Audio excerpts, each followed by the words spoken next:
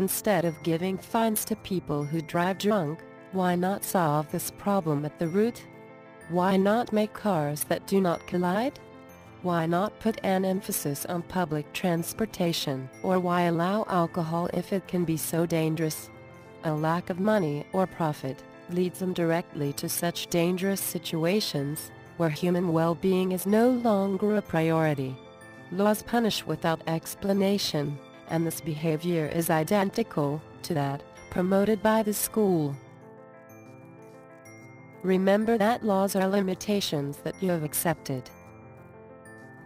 Laws are invented rules that only punish, they do not solve the problem. I mean, if a man commits a crime, you should be interested in why that man committed the crime, not only punish him for it. It appears that years ago, in order to manage tribes and small communities, it was very difficult to manage people unless they invented laws. Now, the tribe leader always got the best of the deal as a rule. And in order to assure that be perpetuated, laws were invented. Laws originate only because of scarcity. If you have difficulty making that connection, imagine fruit growing all over the world on every tree. There would be no laws as to how much fruit you can eat. It has nothing to do with decency and ethics.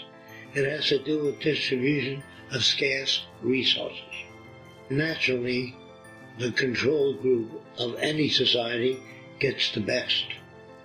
And that's the way the law is set.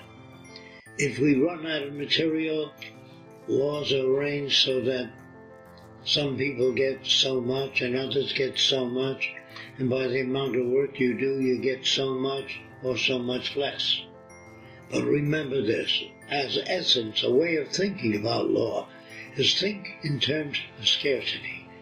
If most of the airplanes disappeared, for whatever reasons, hurricane storms, then the few planes that did exist would be used by the establishment, the key rulers of the establishment.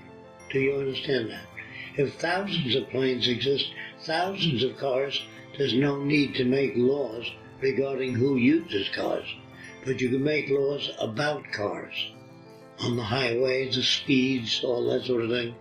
That's to maintain a degree of control. But the best way to maintain control is through technology, so that you make cars that can't hit one another and can't exceed the speed as established in the given district.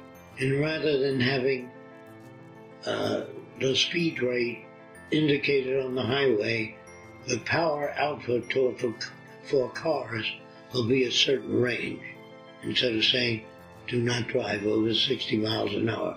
I would say that was the original intent of law, to get the masses of people to accept the limitations superimposed upon them as being the result of their own misbehavior. You deserve what you get. You hear that? You deserve what you get.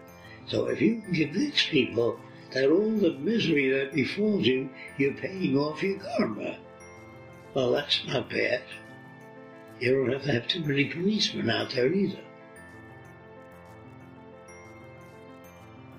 Remember, laws are necessary in an unjust and uneducated system.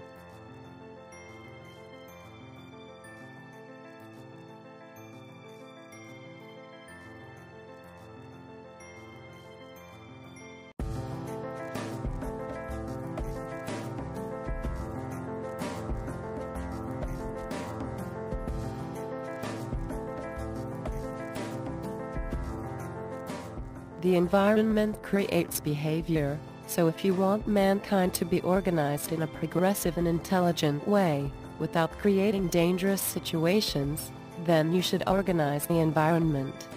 The solution is prevention. Create abundance and nobody wants to steal. Nobody will kill due to scarcity. Nobody will be jealous of others' property. no one will become selfish.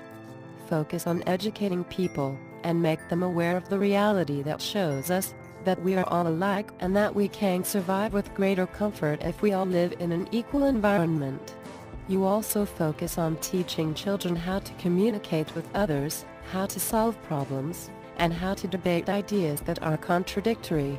When the environment is the same for all, genes will have less importance. You could find genes that lead to violent behavior, but if the environment doesn't trigger those genes, then those genes don't matter. They'll never be activated. Laws can be replaced by education and abundance. The monetary system cannot create equality among people, so these solutions cannot be applied in the monetary system. You think man makes laws to make life better for people? No, it's to manage scarcity.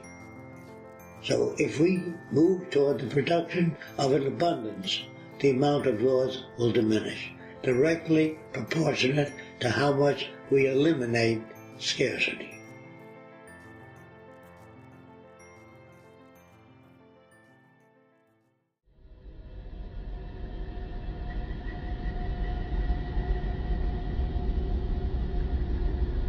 The human being is a being capable of discovering.